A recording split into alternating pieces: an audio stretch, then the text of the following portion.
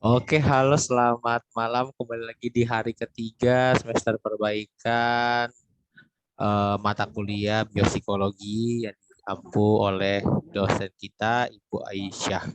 Benar tidak?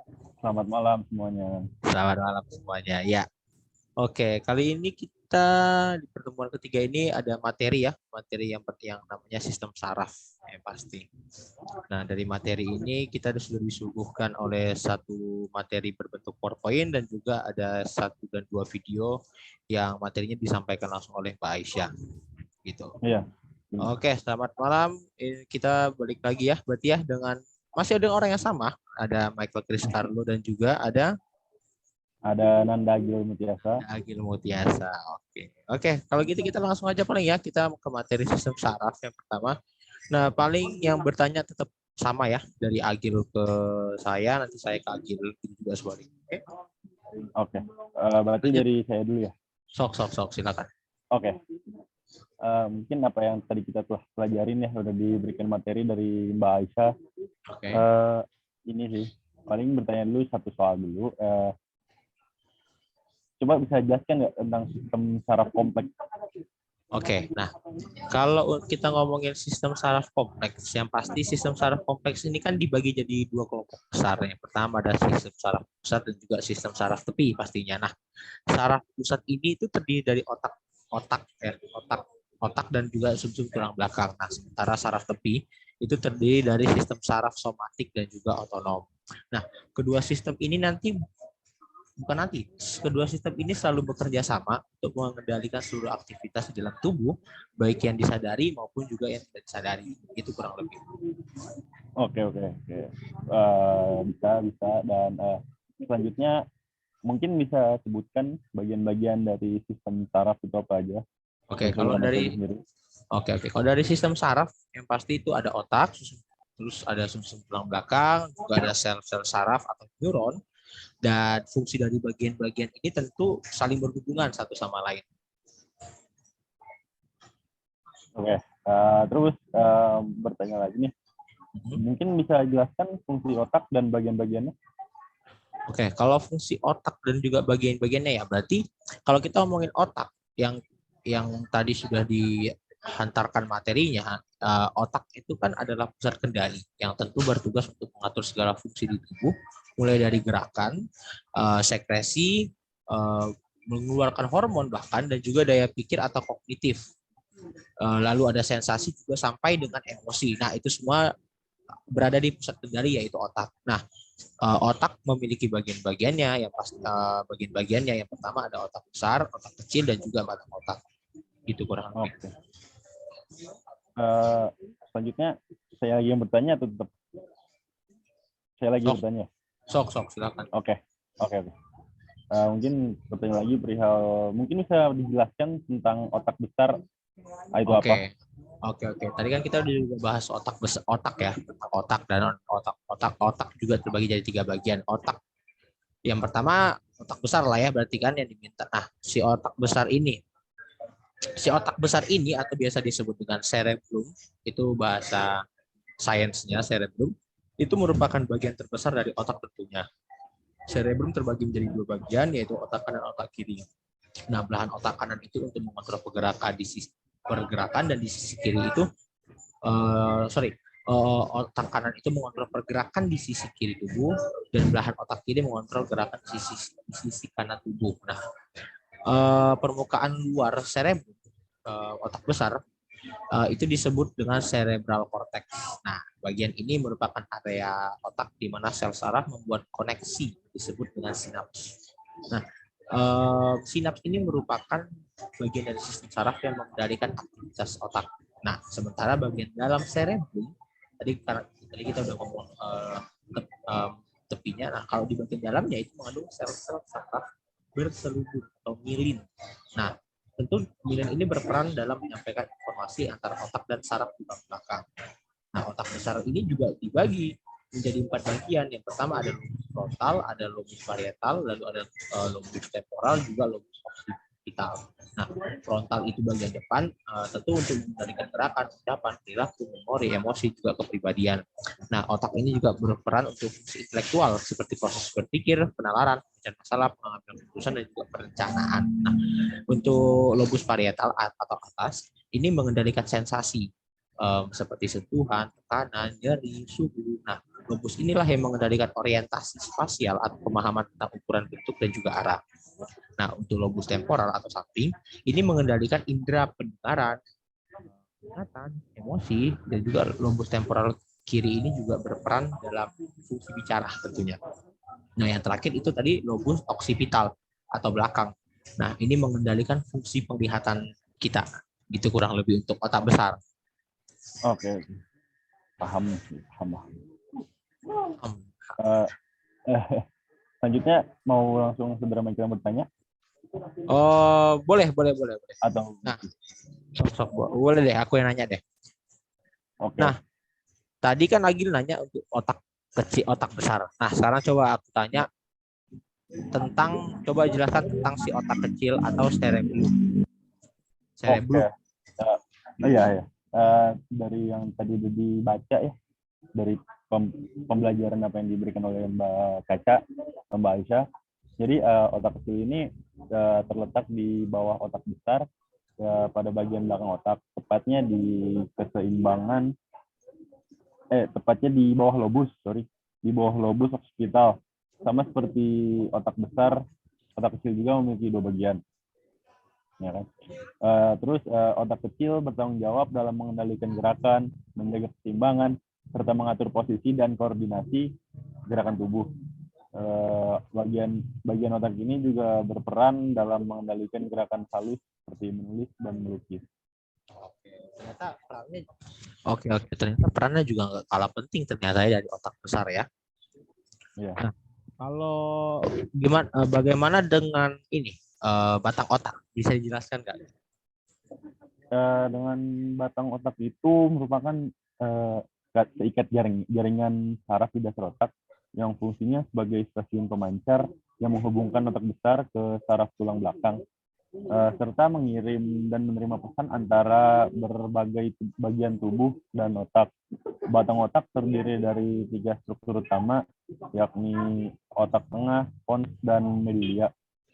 Medulla yang saya ingat. Medulla oblongata.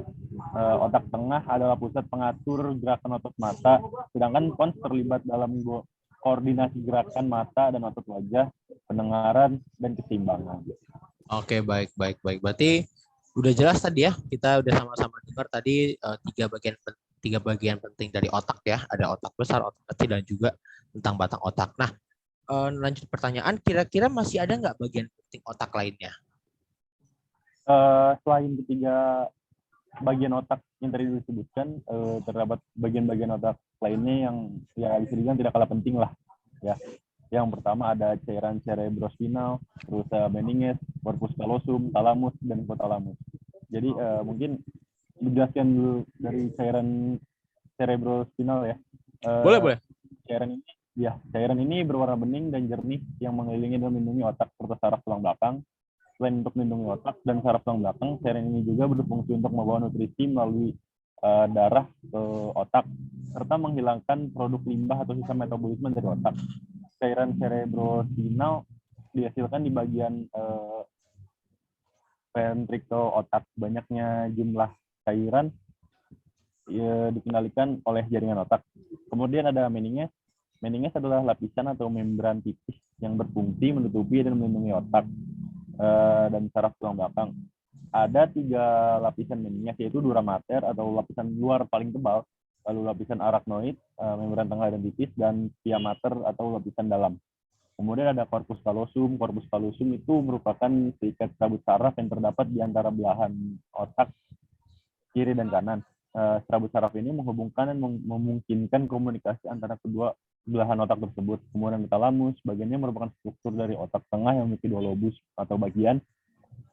Thalamus bertindak sebagai pemancar untuk hampir semua informasi yang datang dan berjalan di antara otak dan seluruh sistem saraf di tubuh. Kemudian hipotalamus adalah struktur kecil yang berada di tengah otak, tepatnya di bawah talamus.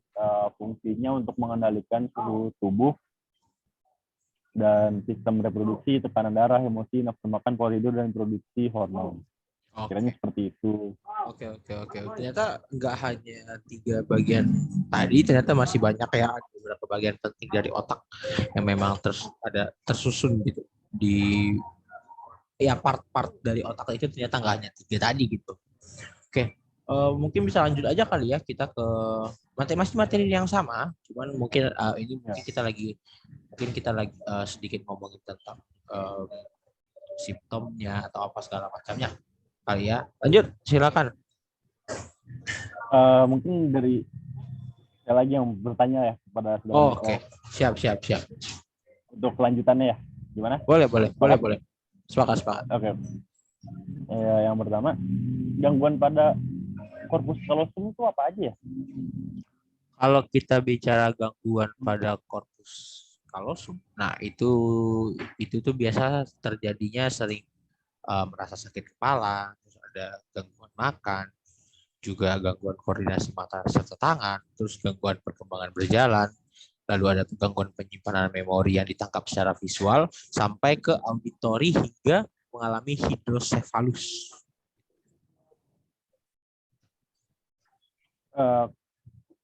Banyak juga ya gangguan-gangguan yang terdapat banyak korpus kalosum. Banyak, Okay. Benar. Iya. Nah, kemudian sebutkan, mungkin saya sebutkan ya, disconnection syndrome pada korpus kalosum itu apa? Oke, ya. Menyambung yang tadi, paling disconnection syndrome itu tuh ada 3, terdapat 3 bagian. Itu pertama ada callosal syndrome atau biasa dibilang split brain, lalu ada apasia, lalu ada apraksia. Oke. Mungkin dari yang tadi disebutkan bisa dijelaskan nggak 2 dari gangguan pada korpus kalosum? Iya, boleh. Nah, tadi kalau kita ngomongin split brain atau callosal syndrome, nah itu tuh di mana kita sulit untuk mengingat, lalu mudah terserang epilepsi juga, lalu terganggu koordinasi gerak kedua sisi tubuh, dan kalau kita bicara apasia, itu adalah gangguan pada kemampuan bicara dan mengerti pembicaraan secara bahasa, baik tulisan maupun juga tulisan. Bisa dilanjut ya? Benar tadi apa yang tadi kita pemahami ini. Okay. Iya. Mungkin bisa jelaskan telesepalon itu terhubung dengan apa dan terdapat berapa bagian? Oke. Telesepalon ini terhubung dengan korpus kalosum. Juga terdapat 3 bagian, yaitu cerebrum, lalu ada sistem limbik, dan juga biasa disebut basal ganglia. Mungkin bisa bergantian atau lanjut? Mungkin lanjut lagi kali. Oke, satu lagi. Mungkin bisa jelaskan salah satu bagian pada telesepalon yang tadi disebutin. Oke, kalau sistem limbik ya. Nah, sistem limbik ini yang pasti itu merupakan suatu struktur ya. Jadi merupakan struktur dalam otak yang tentunya dia itu fungsinya kurang lebih mengatur motivasi, emosi, dan juga sistem limbik ini adalah bagian dari hipokampus dan amigdala. Gitu. Mungkin bisa bergantian? Lanjut. Biar Oke. Saya ingin Siap. Jawab kok. Iya. Sudah tidak sabar sepertinya ya, mengeluarkan ilmu-ilmu yang sudah dipelajari itu. Oke. Nah, tadi Agil udah nanya soal sistem limbik, dan tadi kan saya jawab bahwa sistem limbik ini juga bagian dari hipokampus. Nah, mungkin pertanyaannya, apa sih itu hipokampus? Hipokampus itu merupakan sebuah struktur ya yang besar di antara talamus dan cerebral cortex. Dan lebih banyak terletak di posterior serta berperan penting dalam memori atau ingatan. Oke, baik. Nah, tadi saya juga ada singgung juga kan bahwa itu adalah sistem limbik itu bagian dari hipokampus dan amigdala. Nah, amigdala itu sendiri apa? Oke. Jadi amigdala itu merupakan pusat emosi dan terdapat pada sistem limbik yang berdekatan dengan hipokampus. Oke. Berarti tiga bagian ini itu berdekatan satu sama lain ya? Oh iya, bisa dibilang seperti itu.